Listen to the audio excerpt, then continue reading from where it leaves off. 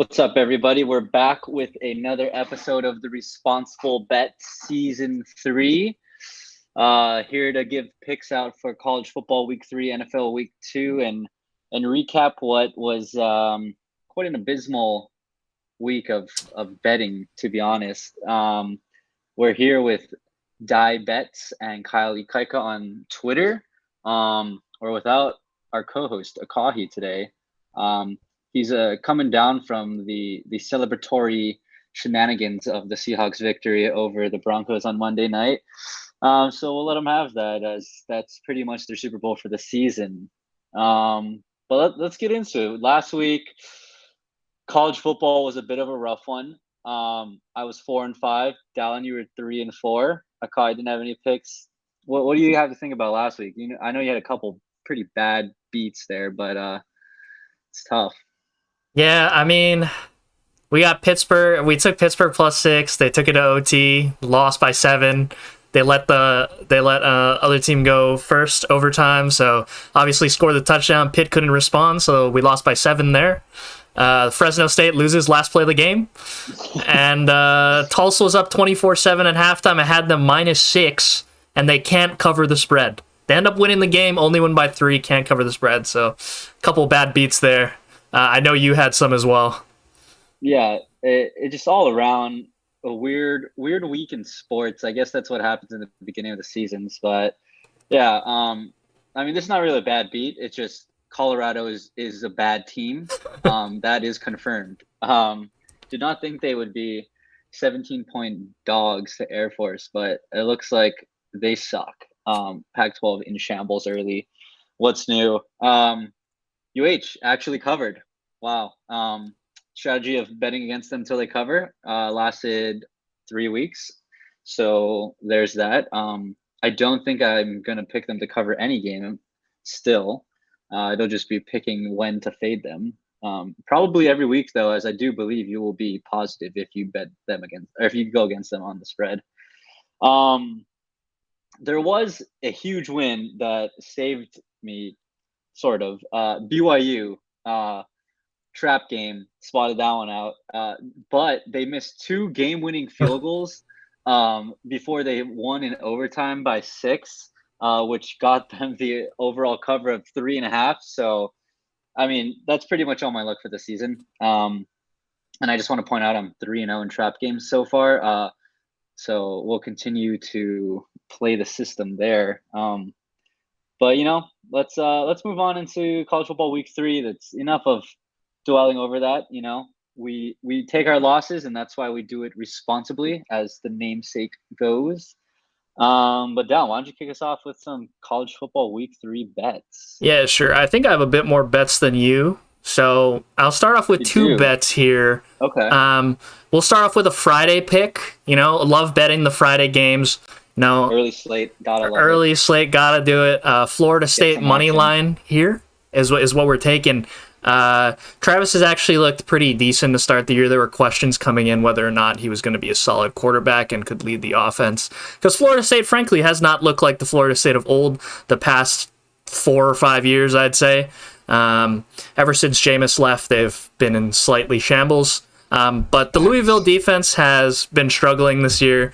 Malik Cunningham also struggling. I know he's the leading passer at Louisville, passing Lamar Jackson, rushing as well. But he's been there longer. But regardless, we're fading the Louisville defense here. I think that's going to be the main thing. Florida State is on the road to Louisville here, but I think that Florida State will be able to game plan, especially for a run-heavy Louisville squad. So that's my first pick. And then another one that we're going with is Miami, Ohio, +22. Blaine Gabbert's brother, I believe Brett Gabbert, is their quarterback. And they're picked to win the MAC East this year, playing at home against Cincinnati. And, Cincinnati, good team, but the no Desmond Ridder transition is different, something new for Cincinnati. And they're slowly working their way into it, I think. But they're laying 22 points on the road at Miami, Ohio. And, the MAC is a slightly lower level of competition than the American. But I think 22 points is just too much for a team that's supposed to finish at the top of the MAC and supposed to make a bowl game this year. So we'll say they make it a close game. I think Cincinnati probably wins this round by 2 touchdowns, which is more than enough for the cover. Yeah. I'll kick it back to you. Yeah, I like the Florida State pick. Louisville, Malik Cunningham, you mentioned the records and everything, but their offense has been struggling, only averaging 13.5 points so far. And their defense doesn't look like they can really stop much either. So I do like that pick. Thinking about adding that to my card as well. Miami, Ohio, they had the first week test against Kentucky on the road. They lost 37-13, but Kentucky covered, but that was a little closer than I expected, to be honest. So I kind of like that pick there. Maybe a trap game for Cincinnati. But yeah, my first pick, we're going to go with Georgia minus 24.5 at South Carolina. South Carolina, they put up, I think, 30 points on Arkansas last week. Still failed to cover the 9.5. But I think Georgia defense is just on another level. It's been for the past 2 or 3 years now where teams go in with these high profile offenses. They got these Heisman hopeful candidates at quarterback and whatnot. But they go to play Georgia and it's just absolutely too much power on the field. And I think Georgia just dominates. I don't think South Carolina is going to be able to put up any points. So I'm backing Georgia there. I don't, like you said, I don't have many picks, so I'll kick it back to you to give a few more. All right. I mean, another spot that I think is interesting is the Penn State angle against Auburn. TJ Finley coming in as the Auburn quarterback has not been impressive to start the season, to be quite frank. I believe he only threw for like 175 yards in their season opener, or last week 167 yards, it looks like, at home against San Jose State. And he threw a pick as well. So I don't know. He has not been impressive to start the season. I think Clifford is a way better quarterback at this stage of his career. He's a senior this year, looking to make a run, potentially. They got 5-star running back Nick Singleton as well, who they recruited, star freshman. So I think this could be an angle in which I just take Penn State on the road, -3 at Auburn. Not been the Auburn of old recently. So that's what I'm rolling with. And then the other pick that I'm going with here, we're going to take Memphis again. We rode Memphis last week. They were able to cover against Navy. Navy got absolutely smoked. Terrible team at this point and Memphis -13.5 here. We're buying the half-point hook. Solid squad, and I think Hennigan, he looked good last week. We're going to back him again here. And Arkansas State, just frankly, not a good football team. Picked to finish second to last, I believe, in the Sun Belt. So, expectations coming in. Memphis at home as well. In their first game at home, so that place probably going to be rocking as well. And that's why I'm going to take them -13.5. Yeah, I really like the Penn State pick. I think I'm going to roll with you on that one. I did see a stat. Penn State is an NCAA best 14-3-1 against the spread in September since 2017. Love that. Pretty awesome stat, honestly. They just get out to hot starts and get the gates rolling. I guess just falter in Rose Bowls and whatnot. But I like Penn State there. My next pick, can't believe I'm betting them again, but Oklahoma -10.5 at Nebraska. A lot of teams laying these big numbers away, but with Scott Frost gone, Nebraska is without their head coach for the first week. Team's gonna be shaken up a little bit. I think Oklahoma just comes in and puts it on them. I think they have the offensive power to do so with Dylan Gabriel and their offensive scheme. Yep. And I also just frankly think Nebraska, regardless of Scott Frost, they're just not a great team in general. And I think they're going to struggle to keep up with Oklahoma's high-powered offense. So I like the 10.5 there. Why don't you give us your last two for college football? Perfect, yeah. Moving into the last two, we're going to take Louisiana Lafayette -11.5 on the road against Rice. Now, Rice, a team in the Conference USA, coming in, picked to finish second to last. we're just fading those bottom teams. They got absolutely smacked on the road against USC. Opening game, 66-14. Lost by 52 points. I mean, that's a rough loss. I mean, they're playing at home again. Last week, they beat McNeese State 52-10. FCS member, Southland Conference. Don't expect them to be good at football. Pretty much a high school football team at that point. So they beat them, by 42 points. Not very impressive to me. And I'm going to back Louisiana Lafayette, who's picked to finish first in the Sun Belt this year. So we're going to back that. And the other pick is a slightly controversial one. We're rolling with Fresno State plus 12.5 against USC on the road at USC. I'm going to take any number with double digits here, I think. And Fresno State is going to travel pretty well. They're playing within the state's borders, so expect a lot of fans to make the drive down from Fresno all the way down to LA. You would expect USC to be laying at least 21 here, right? They're a ranked opponent. They're at home. They've looked good, pretty good, I would say, to start the season. There's some still issues there.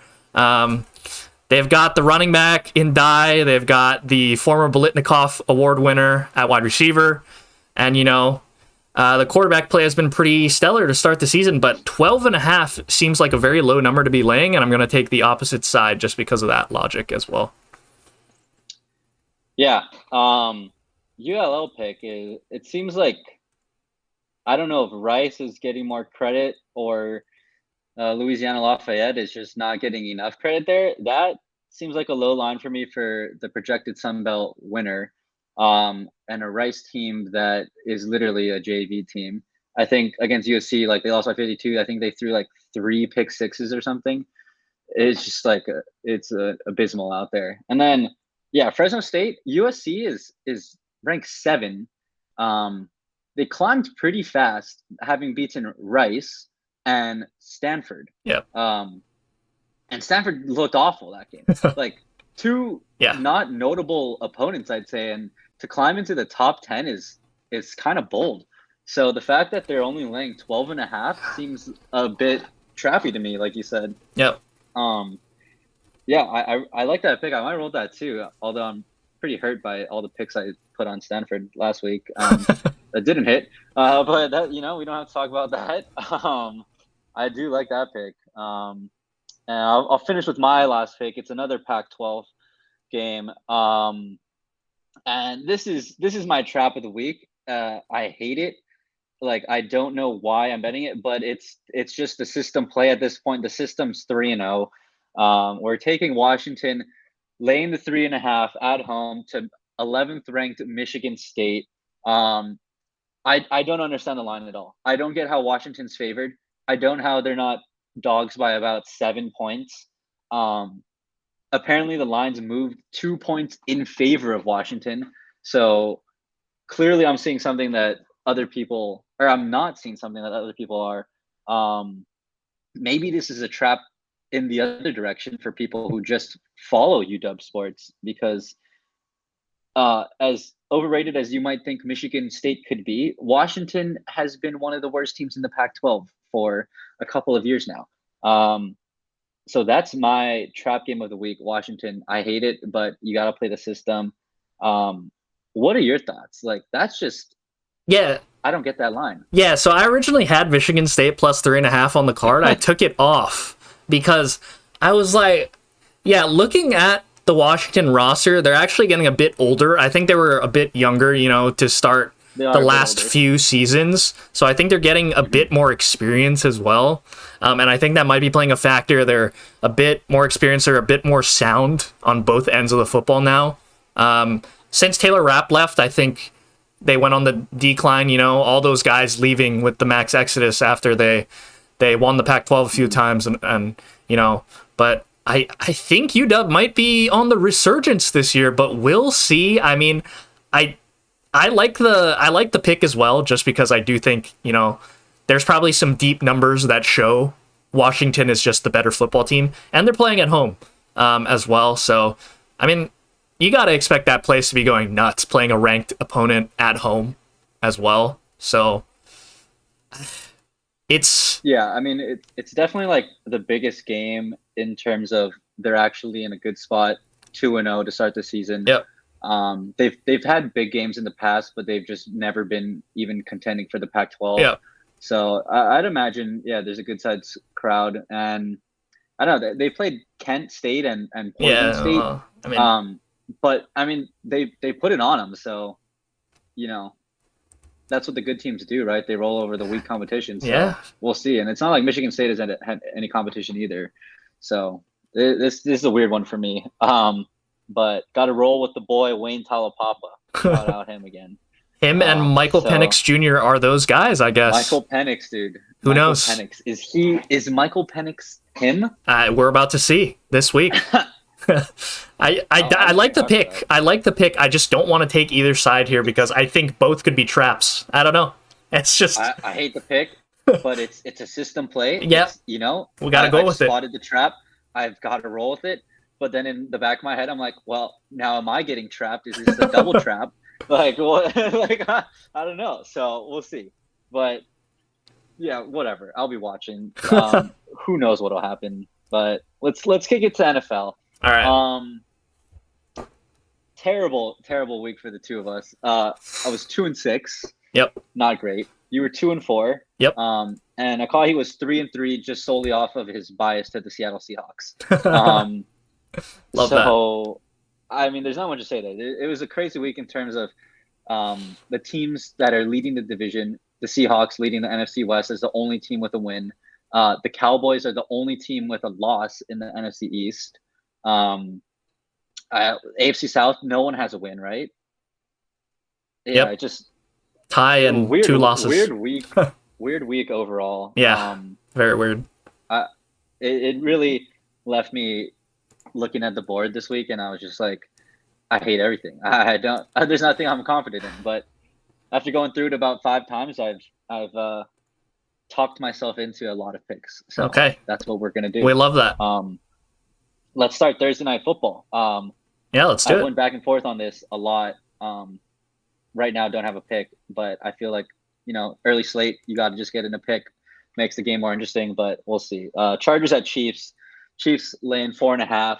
Over under 54.5. Chargers coming off a win against the Raiders, and Chiefs just absolutely blowing out the Cardinals, looking like they haven't lost a step at all. I don't have a pick on this right now, like I said, but what do you got for this? Yeah, so I'm taking Chiefs minus 4.5, a little bit hesitantly here, but we're gonna roll with it. I think there were questions coming into the season, obviously, about the Chiefs' offense and how they were gonna function without Tyreek Hill, but Travis Kelce, they still got the connection. Him and Mahomes, they've been dialing it up. And I think the other guys have kind of stepped up. McCole Hardman caught a touchdown pass. MVS, I think, went 4 catches for like 80, 75 yards, something like that. Maybe 60 yards in that vicinity. But I think the other guys have been stepping up. They absolutely blew them out of the water as well, last week. I'm not saying the Cardinals are a particularly good football team, but it was a good showing from them. And I think Chiefs at Arrowhead, only laying 4.5, less than a touchdown. I think I just kind of have to take it here. And we'll see. I mean, I think Mike Williams was in a walking boot as well, from what I saw. I missed that. Let's see. That's crazy because Keenan is out and J.C. Jackson is potentially out, which didn't leave much for Herbert in terms of weapons. And I'm leaning Chiefs, but the only reason I'm staying away right now is because I came into the season thinking the Chiefs were a little overhyped as one of the, I think they had the second best odds to come out of the AFC, having lost Tyreek, Tyrann Mathieu, a couple other guys on their defense. It just didn't look like it was set up to be a good year for them. But Juju's kind of stepped into the role, like you said, Mecole and MVS. I mean, it was a bad showing by the Cardinals defense, but the ball moved around and Travis Kelce looked like the best tight end in the league as he does. And plus the injuries on the Chargers side after week 1. Like, is Mike Williams out or is he? No. Okay, so I don't know who the fuck I was thinking of, but yeah, I mean, you're right. Keenan Allen's not playing, and I think that's a big factor. Keenan's out. Okay. But I was like, if Mike Williams is out, then I'm definitely going to take the Chiefs, I think, just because there's no one else to throw to. But DeAndre Carter looked pretty good when once Keenan went out, he stepped up. I think he had like 4 for 50 and a touchdown or something. Could be a sneaky help in the slot there, but it's tough to say.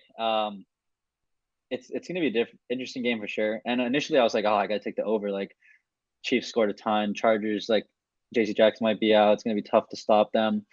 But I don't know. I'm going to stay away from now. But 4.5 looks like a good number to me. That's where I'd lean if I have to. Yeah. Well, we'll kick it on to Sunday. Commanders at Lions. Lions are 1.5 favorites. Over-under set at 49.5. Interesting week. Carson Wentz, your former QB, just killed it. Yeah. Like that Absolutely. was, he was reborn or something. Yeah. Granted, they were playing the Jags, but he went through for like 4 touchdowns and he frankly dominated. And then the Lions, just like everybody was hyped coming into the season. They were playing the Eagles, who are also very hyped up, supposed to be Super Bowl contenders. They put up 35. One was a pick 6, one of the touchdowns, but their offense looked good. Defense had some room for improvement against, though, a very high-profile offense that people are saying. So interesting to see. I'm going to stay away just because I don't know where either of these teams are at just quite yet.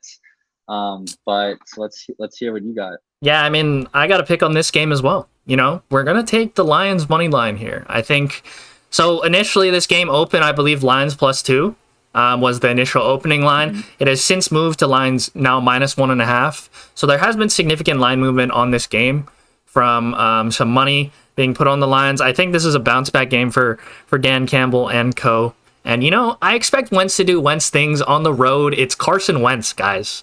Okay? I'm not going to be fooled by one start. He has his moments. He had his moments last year with Indy as well.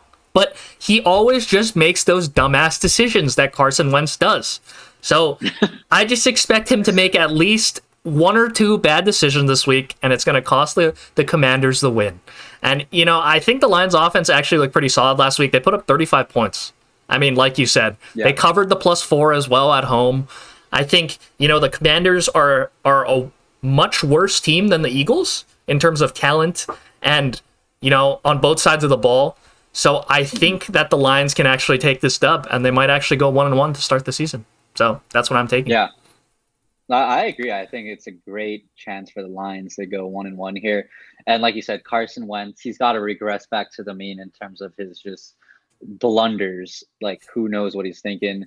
But it's tough to say it's a bounce back game for Dan Campbell and the Lions just because they did play very well against the Eagles. That is true. I don't know if there was much to hang their hats on. It's just a really good team that they played.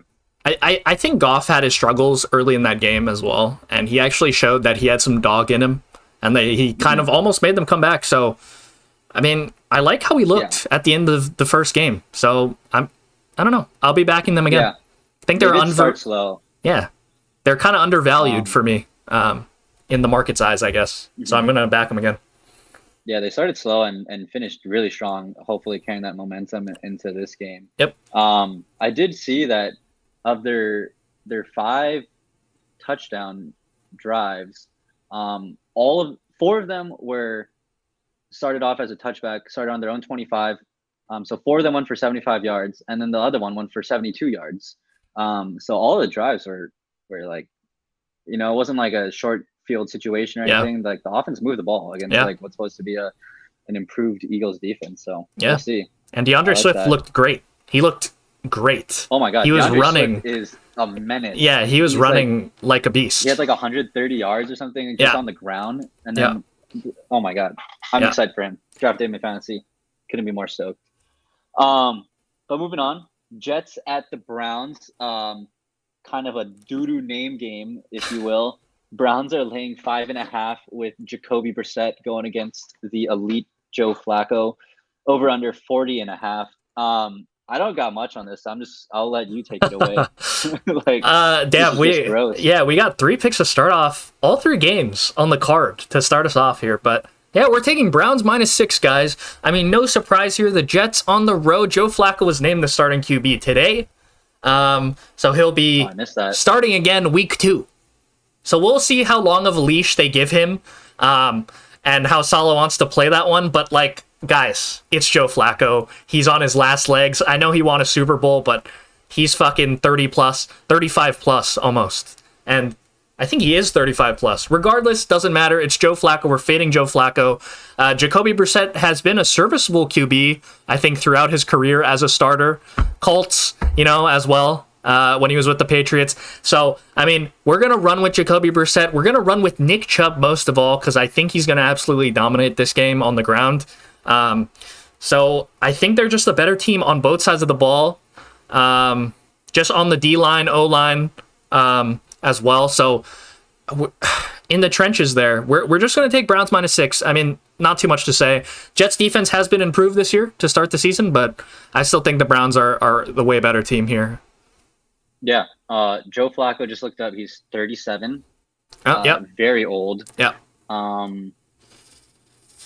Yeah, I don't know. It's just, there's not much to say. Like, I don't get why Saleh is starting Flacco. Like, yeah.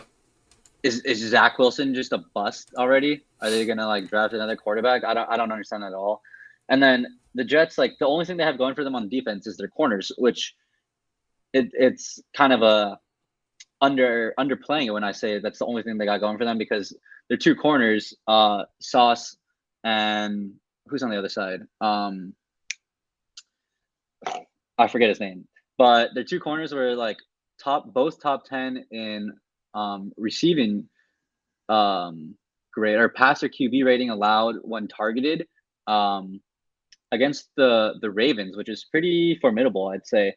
And the thing that I'm trying to get at here is actually that's a help to the Browns, because they're not going to be throwing the ball down the field. They don't have any weapons to throw to. Yep. They're going to be running it down the middle with Chubb and Hunt, like you said. So I think it's going to be just the Browns in control of it the whole time. And Jacoby is not like a turnover machine or anything. He can kind of game manage, so I think he gets it done. Good game manager. Yeah.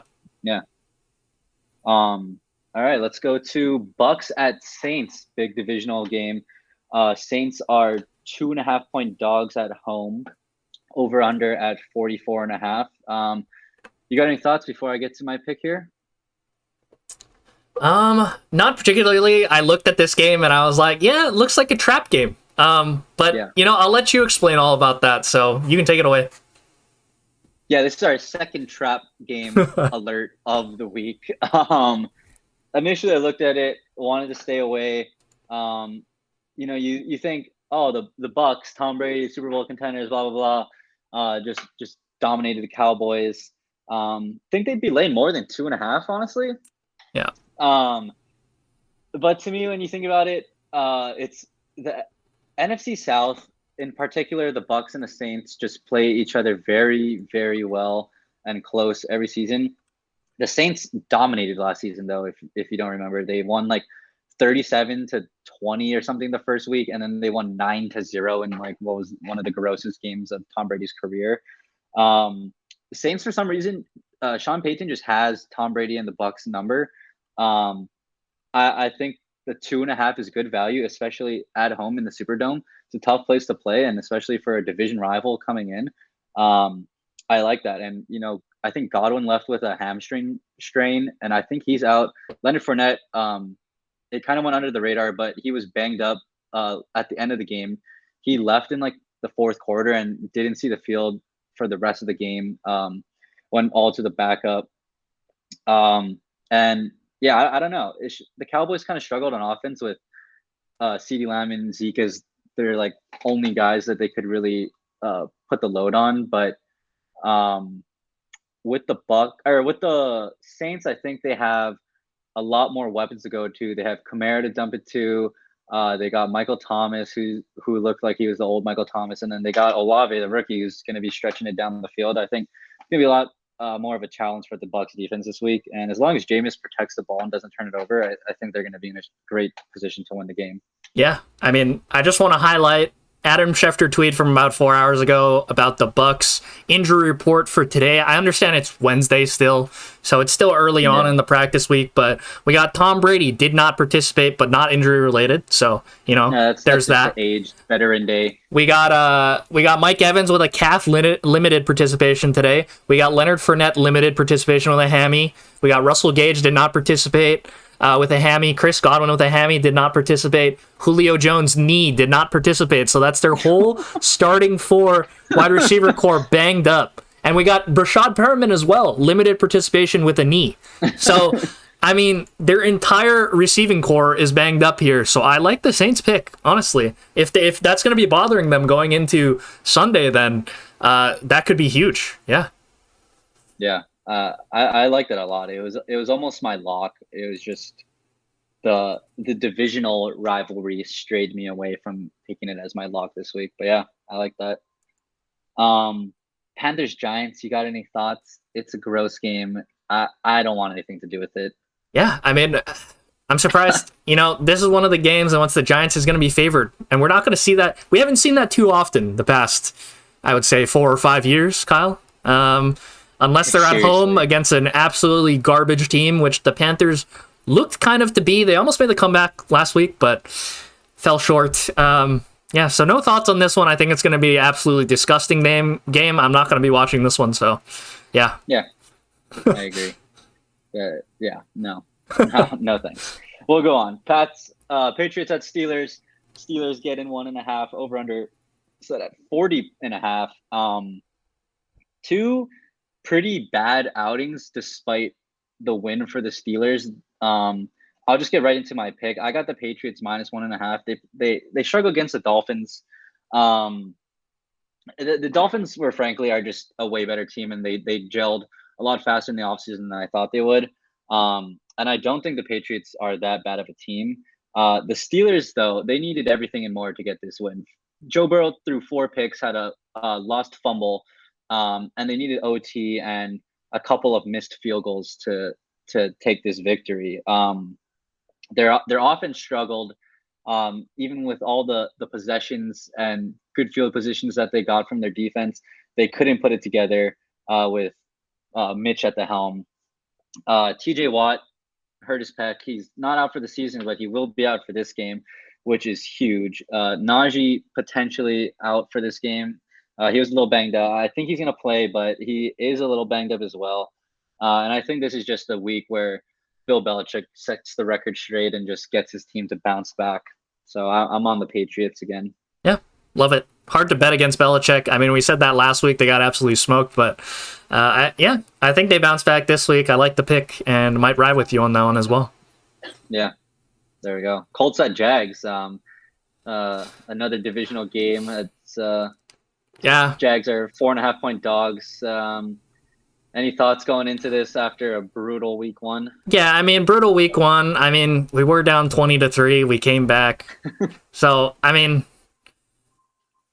I can't be excited about that first game at all. I like the fight that we showed at the end of the game. And going into this one, I don't want to pick my own team once again because I just think we could see another disappointment. They've historically played bad against Jacksonville. I mean, we saw it week 17 last year. Failed to make the playoffs because they lost to a Jaguars team in which they were favored by 15 points. So I'm not touching this one. I don't even want to look at it. I'll be watching the game, but I won't be making a pick on this one.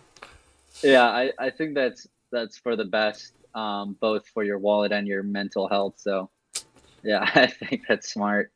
But one game we're both on here is the Dolphins at the Ravens. Ravens 3.5-point favorites, over under set at 44.5. Dolphins obviously coming off that pretty dominant win against the Patriots. They controlled the whole game. Ravens started off pretty slow, but handled the Jets pretty easily. We're both on the Dolphins here at plus 3.5. What do you like about the Dolphins? Yeah, I mean, like you said earlier, I think they gelled pretty well on offense. Tyreek Hill called Tua, one of the most accurate QBs he's ever seen. So, I mean, there's clearly the confidence there from the receivers, from the coaching staff as well. I think they're pretty solid on offense and defense this year. They looked good. Week 1, I understand they're playing at home against a Patriots team that had question marks going in terms of their offense. So, but I think, only getting 3.5 here is a little bit suspicious to me on the road in Baltimore. So I kind of I just wanted to back the Dolphins here. Got to back Tua. We're still rocking with the Tua for MVP at whatever number it was, plus 6,000. Who knows? You know, it could happen. If the Dolphins win 11, 12 games, it could happen, guys. So we're still rocking with it. I'm going to rock with the Dolphins here, and I think they could win this game outright. Yeah, I agree. I'm going to clarify first. Did you say McDonald? Is that not his last name? Mike McDaniels? Oh, it's McDaniels. Dude, why did I think it was McDonald? Oh my god! I didn't even hear you say it, and then I was like reading them. I didn't say it. I didn't say it. McDonald? I didn't say it. I was like, I wonder if he said that. I was like, I didn't remember hearing it, but on our script here, Dallon wrote first road test under McDonald. But, you know, it shows how far the research goes, and we dive deep into the numbers, but maybe not deep enough if we're calling old McDonald at the helm here for the Dolphins. Anyways, yeah, I'm with you on this. I think the Dolphins have a good chance to win outright. I probably will put a little on the money line here. I agree with everything you said. It's just the Ravens seem like they should be getting more for a Dolphins team that didn't perform that well last year. And obviously their big addition in Tyreek, but the book just seems to think that the Dolphins are better than the public thinks. So I'm with you on that. And I don't know. It's just Lamar, I think he's kind of plateauing, and he's not the same Lamar we've seen in the first 2 seasons. I'm not too high on them, honestly, on their offense at all. And if they start off slow again, I think the Dolphins have a much better defense than the Jets do, obviously, and it'll be hard for them to come back into the game, which they find themselves in a hole early on. So I'm with you on that. I think that's a solid pick. Yeah, and I think you kind of, I know you noted it in the notes there, but turnovers are key here, and we've seen the Dolphins, their defense can force turnovers. We saw that last year as well, kind of kept them in a lot of games, especially with Tua's shortcomings last year. And, week 1, they scored a defensive touchdown, I do believe. So, I mean, they've got the tools on defense. So I think they can frustrate Lamar Jackson a little bit, maybe cause some turnovers. So, yeah, I think that could be huge. Yeah. And we got to shout out Big Dog Akai on, he's on the road to Tua for MVP, like you said. Yep. I think he threw for 1 touchdown, 0 interceptions. So not quite on pace for the 35 or 40 touchdowns that he projected Tua to need to win. But, 1-0, hot start. I want to know. 1-0. Yep. So well, we'll keep rolling there. Falcons at Rams. This is just Rams probably going to blow them out. Not that interesting. 10.5-point favorites at home, over under 47.5. As a Niners fan, I do like cheering against the Rams. And plus Marcus on the Falcons, I like him getting a second opportunity here. So yeah, cheering for the Falcons, but this is just a game like I don't really care to bet on, honestly. Yep, same. I mean, I originally had Falcons plus 10.5 on the card, took it off because I was like, I could just as well see the Rams winning by 20 plus points than the Falcons covering this game. So I just didn't want to. I feel like week 1 might be an overreaction for some. Like, oh, Falcons, like they put up points. They had the lead and stuff. So people might be putting on them, but I want to stay away from that. Yep. Seahawks at 49ers, big rivalry game in the NFC West. Too bad Big Dog Akahi could not be here. Niners 9.5-point favorites. Over under set at 42. It's a big line. Big line, especially Niners coming off a week 1 disgusting loss to the Bears, and the Seahawks just, I don't know what happened. They were playing in the Super Bowl, and the Broncos are playing in the preseason. We'll get to the Broncos later, but my goodness, Geno Smith lifting the spirits of Seattle High. Do you have anything for this? No, I will say the line has moved to 8.5, so there is money on the Seahawks going in, but I don't want to touch this one because I do think like the Niners are the superior team by far. Just on both sides, they have the talent. I would say their receiving core is the only thing that's in question as to who's a little bit better, just because DK and Tyler Lockett are both established. But I think everything else, I would give the edge to the Niners. Maybe the quarterback plays a little bit iffy right now with Trey Lance, but all the other, mixed bag sort of things is just I'm gonna put it on the Niners, so I'm not touching this one. What about you? Yeah, I bet on the Niners last week. They lost outright. I continue to bet on the Niners each and every season, every once in a while, and it seems like it never goes well.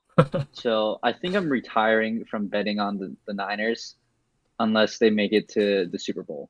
Then I will definitely place a wager on them. But until then, there's just no point in me. The marginal happiness I get from them winning and covering is so small compared to the pain it brings me when they don't cover and also lose the game. Right. That it's just not worth it for my mental state. Right. And if you will, it moved to 8.5, like you said, which is interesting. That does seem like a bit of a reaction off of week 1. Definitely. So I'm still not going to touch it. Yep. But Akai's not here. I feel like we gotta give him something in the show. So let's pretend we're Akai for a second and let's give Akai his analysis. Yeah, Seahawks week 1. We're leading the division, the NFC West. Things couldn't look better with Geno Country. Let's ride, baby. 49ers in shambles. Trey Lance is a dumpster fire. There's no way they covered 9.5. That's ridiculous. Seahawks by 1 million. Yeah. That's pretty much what he would have said. Yeah. And he did text us. He said, "We not passing up Seahawks plus 10 though, right?"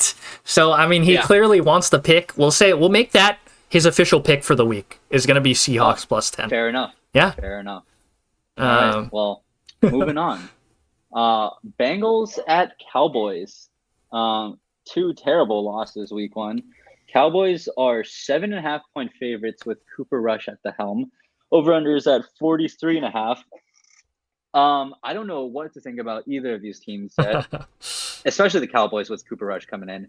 The Bengals and Joe Burrow just looked dead out there, honestly. 4 picks, like I didn't understand that. I thought they were going to roll. It just wasn't a good showing for them. I don't think they're as good as AFC champions, but I don't think they're that bad either. Losing to the Steelers. But for those reasons, I'm going to stay away. I know you got a pick on this. Let's hear it. Yeah, we're going to use the old backup quarterback theory, and we're going to take the team that's laying 7.5 points here, and we're going to take the Cowboys. Listen, guys, Cooper Rush, not a good quarterback, but... The Cowboys have an immense amount of talent on both sides of the ball. I will say Mike Parsons looked like an absolute beast in the first half of that game. Unfortunate that, the other guys couldn't hold it down for him, But with Rush Q being this team, I think he can be serviceable. He can be a Jacoby Brissett game manager type. And, that it's going to be a low-scoring game. According to what most books think, only the over-under set at 43.5, like Kyle said. So, I know McCarthy is a huge clown as well, but I expect the boys to be able to at least cover a touchdown, at least show some pride after that disgusting showing last week. And this is a team that won, only lost 5 games last year in the regular season, and they were absolutely rolling. Obviously they lost in the playoffs to start off in the wild card game against the Niners. But, listen, guys, it's a new season. I expect the Cowboys to be 0-2 after this game, but I expect them to at least cover a touchdown. So that's why I'm taking Cowboys plus 7.5. Yeah, I'm definitely staying away. But to your pick here, I think the way they cover and potentially win is getting to Joe Burrow. And the Bengals were supposed to have beefed up their O-line in the offseason. But the Steelers D-line, obviously TJ Watt's a monster, but they were dominant. And if Michael Parsons is put more in a pass rushing situation and they get to Joe Burrow, it's going to make it tough on the Bengals once again. So there's your opportunity right there. So we'll see. Yep.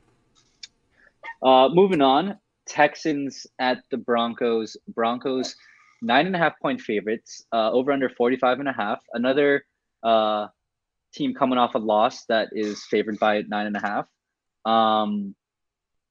Do you have any thoughts on this game? The play calling didn't really inspire me watching Monday Night Football. I will say. I mean, listen, you have Russell Wilson there. I don't know why you're not throwing the ball downfield. It's pretty questionable. You have some talent. Like Sutton and Judy can go and get it.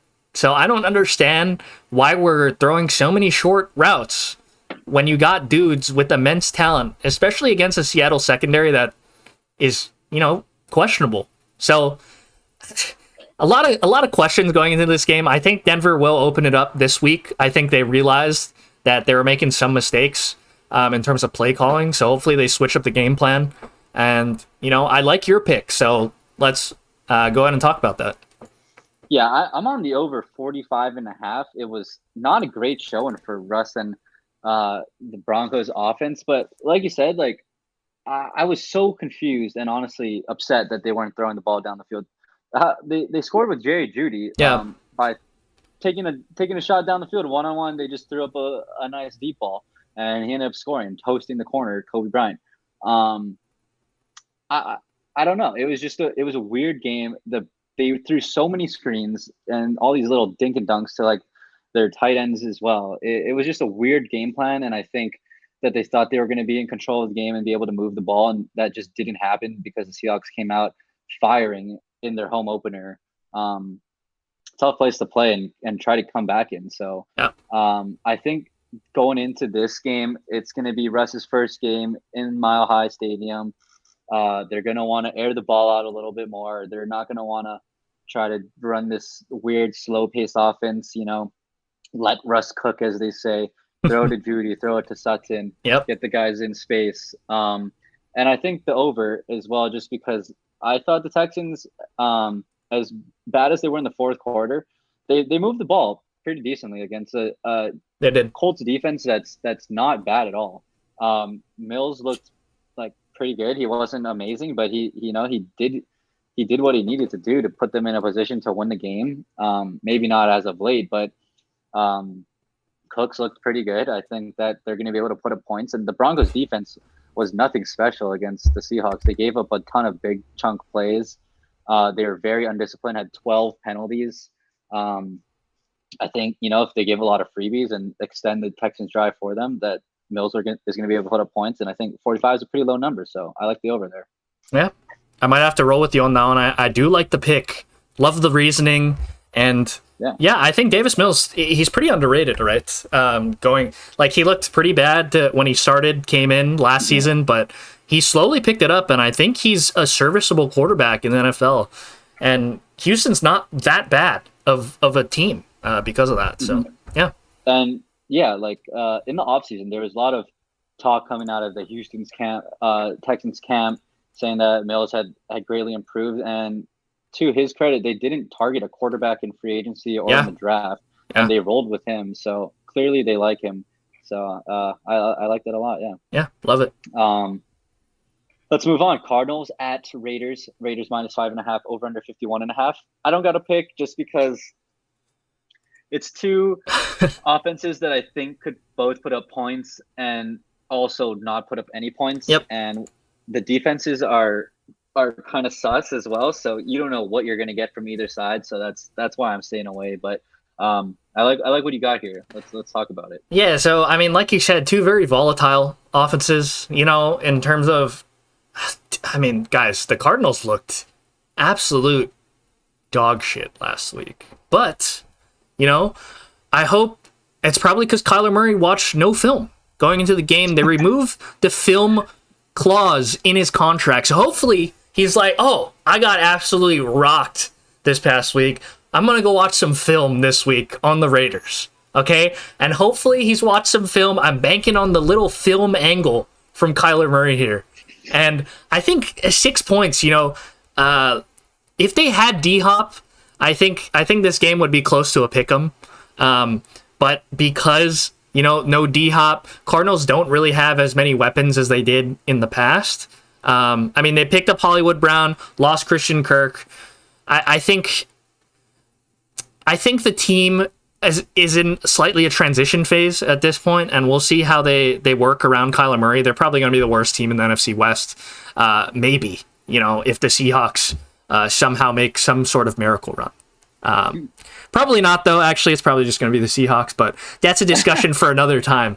Regardless, I'm taking Cardinals +6 just because of the Kyler Murray angle, and I think he's going to bounce back from last week. Terrible outing. He'll have a good one this week, and I think his legs will hopefully be able to extend some drives, especially against a Raiders defense that has never been good in the past 10 years, I'd say. So last year they were giving up a lot of points. So yeah, that's what we're rocking with. Yeah, 6 is a big number. Yeah, it's a big number for a team that's not. I don't know. They didn't show much in week 1. It's just a big number for me. Yeah. No, come in. Austin wants to give a pick. Yeah, I don't know. What do you think? Cardinals or the Raiders? Who would you bet on? Whoa, dude. Breaking news. There's a weird fly in our house right now. That is like great for the viewers. Lovely. That's ridiculous. That's a BDL special right there. But yeah, I like your pick. The Cardinals, they gave up whatever they wanted is the only reason that I'm nervous for them. Yeah. But the Raiders defense was just, they have Max Crosby, who had a breakout year last year, and he just didn't really perform.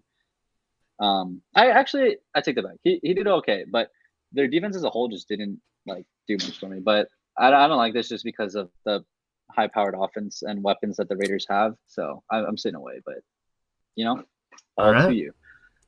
Sunday Night Football is a classic division rivalry that is just completely lopsided right now. Bears at Packers -9.5. Over/under set at 42.5. There's just not much to be excited about in this game. Packers were dull last week. Bears played us. They won. It was a gritty game. It was very sloppy conditions. There wasn't that much excitement coming out of it. We're both staying away here. You want to add anything? Yeah, I mean, it's crazy this line's at 9.5, right? It seems like a lot of points, right? But I could easily see the Bears losing by 15 plus. So that's why I don't want to touch this one. I agree. There's a lot of high lines that just seem like, wow, for week 2, those numbers really jumped. Yeah. Yeah. If these were all played in week 1, would the Raiders Cardinals have been 6 points? Would the Bears Packers be 9.5? It just doesn't seem like those are early season spreads. Yeah. So yeah, let's move on to the 2 Monday Night Football games. That's pretty hype. Huge. First one, Titans at the Bills. Bills 9.5 point favorites. That seems to be a trend this week. Yeah. Over/under is 49.5. Yeah, I'll let you speak on this if you want to. Yeah, I think this is one of the more warranted -9.5 lines, though, compared to the Packers line or the Niners line, because the Bills look absolutely dominant week 1. They went into LA and they absolutely smacked them.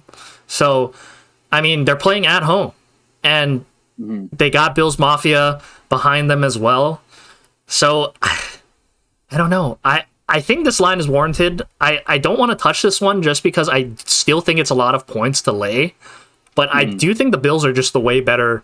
They're just the best team in the AFC right now, is what they look like with their weapons. Their defense looks really solid as well. So, I mean, I'll hand it to you. I know you have a pick on this one.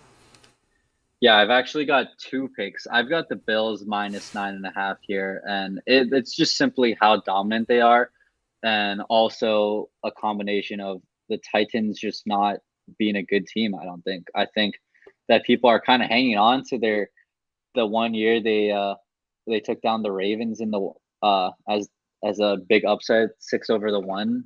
seed. But I don't think they've really shown anything. Like especially last year, after they lost Derrick Henry, their offense was going nowhere. This year they lost AJ Brown.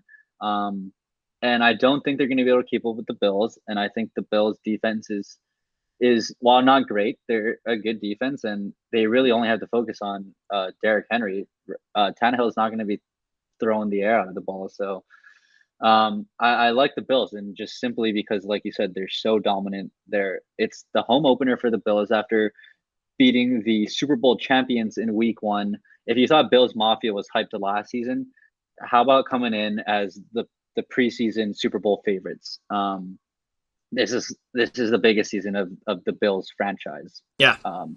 And I don't know. I really like the Bills here. I think they just dominate. And that being said, I do like the under 49.5. 50 points is a lot. Even if it's a blowout game, you could win 40-9 and you would hit that. So it'd be I think it's gonna be one of those. But yeah, we'll move on to the last game for the week.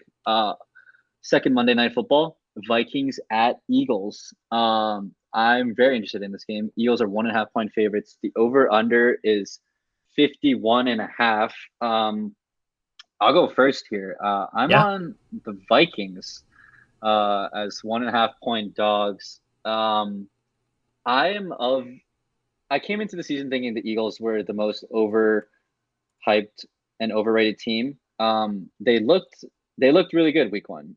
It was against a Lions team that we don't know where they're going to stand at the end of the season is the only reason I'm still not sold on them yet. And their defense was supposed to be improved. I thought they picked up a few key pieces in the draft, but they gave up 35 points. And like I was saying earlier, the Lions marched all the way down the field. It wasn't like short yardage situations or anything.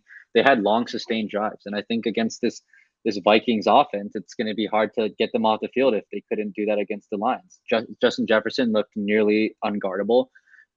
Aaron Rodgers said he's the best player in the game right now. Dalvin Cook continues to be a weapon. It's going to be hard for the Eagles to get stops, I think, and the Vikings defense stifled Aaron Rodgers and the Packers. Frankly, they just absolutely had their number, and the Packers, I mean, while maybe not as great of an offense as they were last year, they couldn't do anything. And I think the Vikings kind of take that leap forward in this game in people's eyes, and I'm on the Vikings, but I know you're thinking the opposite here. Okay, yeah, I'm on the other side here. We're going to take the Eagles money line, -1.5, whatever, gives me a little bit of a better odds here. But I do think the Eagles are one of the best teams in the NFC this year. And, I don't even think that's far-fetched to say. Their defense has been slightly improved. I think Jalen Hurts has been taking that step up. He looked phenomenal week 1. I understand they were playing the Lions, but I just think he's a good quarterback, and he's making his own name in the NFL, and I do think that the Eagles as a team, I think they understand that the NFC East is wide open this year, and they can definitely make a run, win the NFC East, maybe even, make it to a Super Bowl this year. I think them and the Bucks, probably the two best teams in the NFC right now from what I've seen. I think the Vikings are really good indeed. So this is going to be a really, really good game. But I just think the Eagles at home and the weapons that they have, I think that they pull this one out. The big question just to me is if they can contain J. Jet and Dalvin Cook. And if they can do that, then the Eagles will take this game, in my opinion. So it's just going to be a question of their defense. It's honestly, it's not far-fetched at all to say they're one of the best teams in the league, especially in the NFC. You came into the season thinking, okay, the Bucks.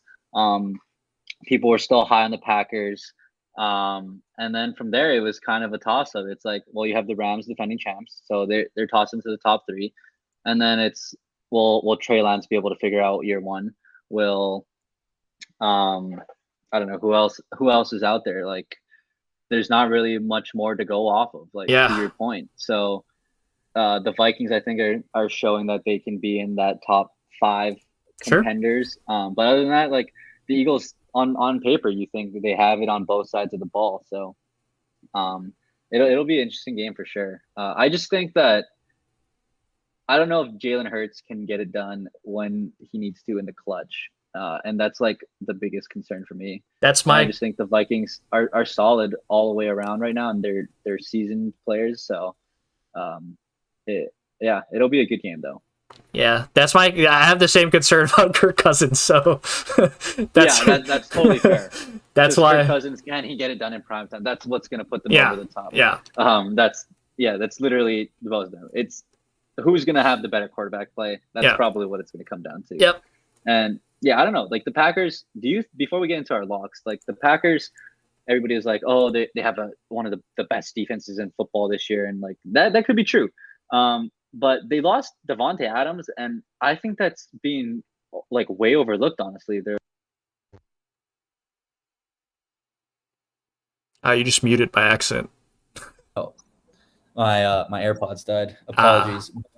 They don't have a number one receiver. It's like Lazard, Romeo Dobbs, Christian Watson dropped would have been a first play touchdown bomb by Aaron Rodgers.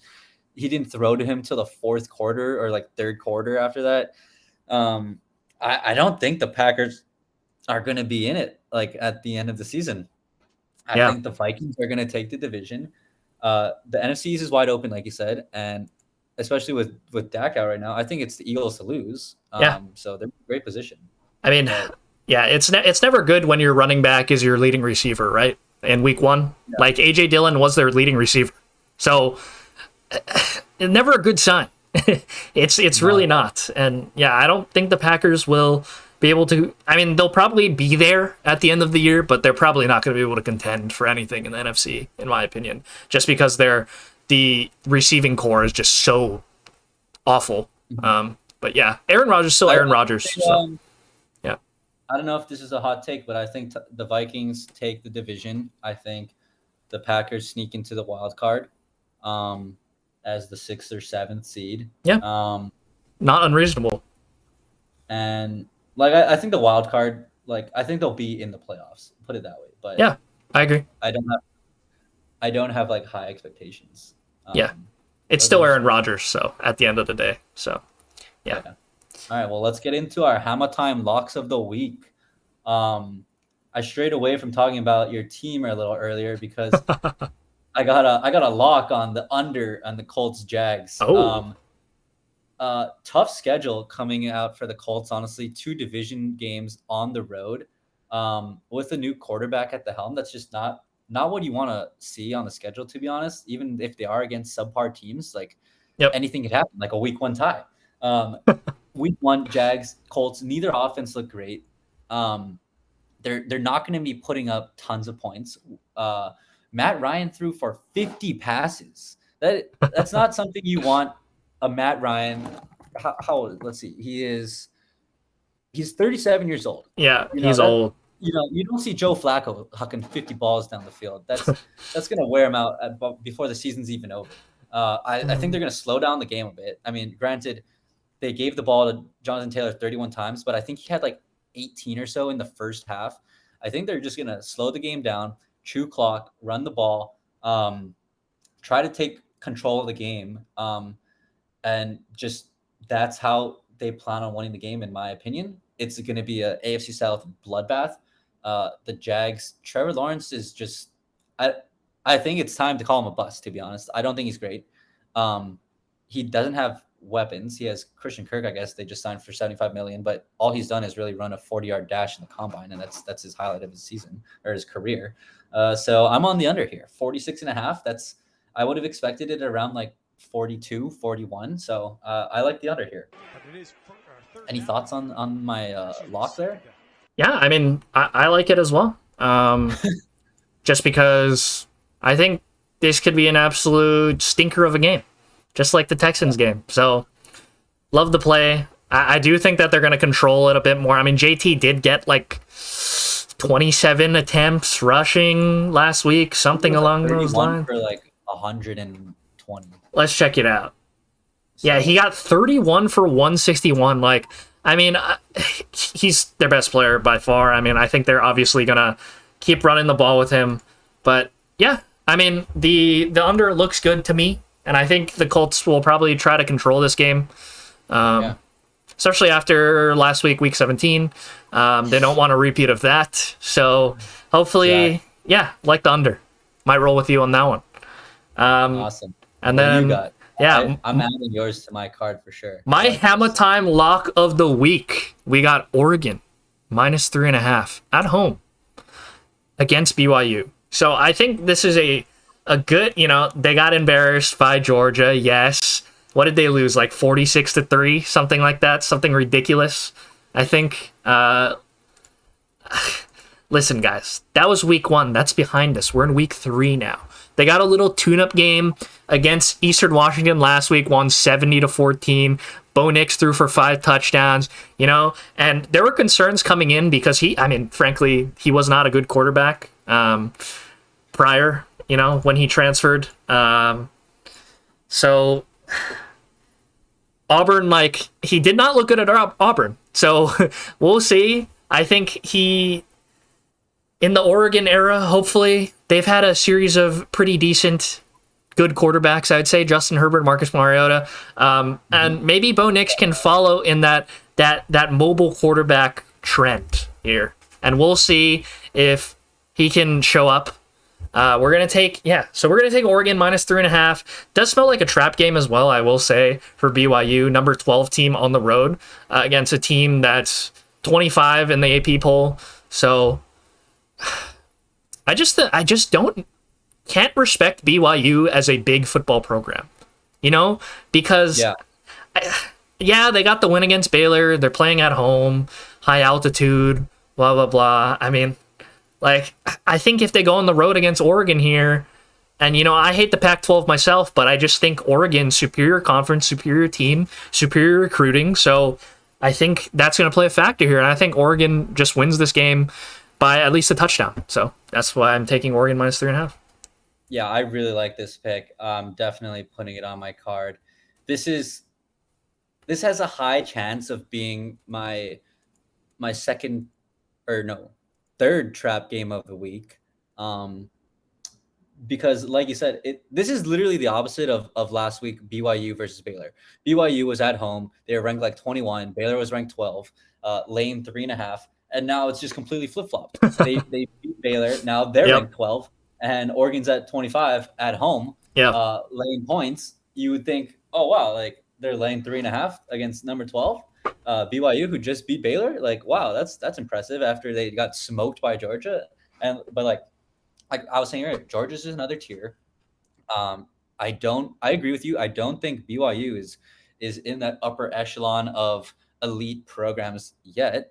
They're like maybe a Notre Dame type, Yeah, they're on the precipice the way they've been trending, but I don't think they've broken into that threshold yet. And Oregon is still a formidable team. I don't know. This is definitely a little fishy, like you said. I think Oregon wins in pretty good fashion here. I don't see BYU being able to keep up with just more talented players. Their recruiting is better. BYU has some solid players, and Bo Nix, he has had a solid career.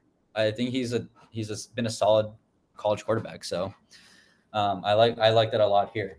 So yeah, that's our Hammah time locks of the week. Hopefully Akahi will be able to tweet out some picks. Yep. Hopefully a Hammah time, get those on the board as well. We bounce back this week after what was terrible last week. But before we leave and end, we didn't do any Super Bowl predictions last week. Okay.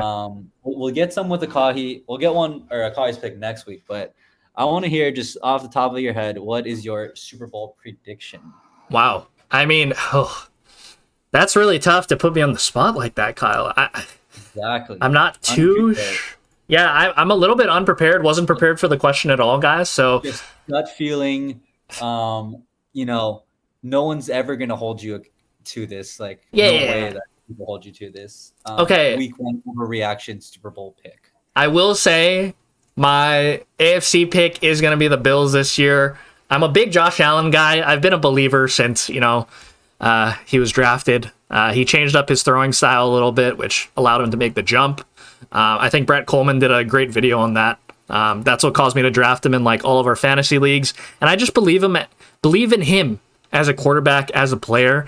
So I think that they face the kind of tough. I want to say it's a Tom Brady revenge tour, the last dance per se, Michael Jordan style, and it's going to be such a stereotypical answer, but we're going to say Bills, Bucks, Bills win Super Bowl. That's going to be my pick. Fair enough. I'm with you on the AFC side. The Bills are just right now. I think the Chiefs are the only one in the vicinity of the Bills, and then it's everybody else in the AFC. I don't think it's even close. But it's scary because the whole public is on the Bills. They're the outright favorite. Everybody that wants the Bills, Yep. I think there's one person who's like, oh yeah, the Bills aren't going to come out of the AFC. So yep, it's weird there, but I like the Bills. NFC is tough. Obviously, I want to pick the Niners. Trey Lance first year, we're going to temper our expectations. Getting to the Super Bowl would be just all time first year as a starter. Yeah. But that would be my homer pick. But if we're not doing that, it is hard going against the Bucks. Honestly, I asked you this question and I wasn't prepared for it either. It just kind of came, so that's why I'm thinking as well. But I don't. For some reason, I just have this inclination that the Bucks aren't going to get it done in the playoffs. And I think, oh my god, dude, I want to pick the Niners, but okay, let's not pick the Niners. Let's go with the Vikings. Kirk Cousins, he puts together for a whole season. And he gets them to the playoffs, wins the NFC North. Holy cow! Okay, they get the 1 or the 2 seed. I'm gonna say, wow. And they roll into the Super Bowl. Bills, wow. Vikings, and then Kirk Cousins does Kirk Cousins, and the Bills roll them 42-10. So that's my pick. Wow. Okay, Vikings guys. I think Kyle's probably one of the only people that I've ever heard put the Vikings in the Super Bowl this year. Shades of me picking Jazz Heat finals last year. So, yeah, don't hate it. I mean, I think the Vikings certainly have the talent, but yeah. All right. I've honestly talked myself into possibly putting a little wager on the Vikings to come out of the NFC. That being said, if we face the Vikings, the Niners face the Vikings in the playoffs, I'd be very, very happy because I think that would be an awesome matchup for the Niners. I would love to go against Kirk Cousins in the playoffs. But that's just because I don't think Tom Brady's going to get there. And if it's not Tom Brady and it's not the Niners, then I'm not really sure who, because I'm still not a believer in the Eagles. So we'll leave it at that. It'll be fun to go into like week 17 or into the playoffs and be like, hey, remember when Kyle predicted the Vikings were going to be here and they didn't even make the playoffs? Yeah, we'll see. All right. Well, any last words before we go into this week? No. Aside from, we're going to have a great week this week. Both of us got to manifest that good energy, that good vibes. And I like our picks. All of our picks sound logic, sound reasoning. So, I mean, we said that last week as well, but hopefully it comes to fruition this week. So that's all I got to say. I think we have a little bit better research and insight going into this week than we did last week. And it was interesting. We were only against each other on one pick, which is the Vikings-Eagles. So that'll be interesting. So we're either going to have a great week as the Responsible Bet podcast, or it's going to be about an offer. So we'll hope for the best. Best of luck to everybody. All righty. All right, guys. Thank you for watching The Responsible Bet, Season 3, Episode 2. We'll catch you again next week for some more picks. Like and subscribe. Yep. And hopefully Trotsky will be back next week. So be on the lookout for his Twitter picks as well. All right. See you guys.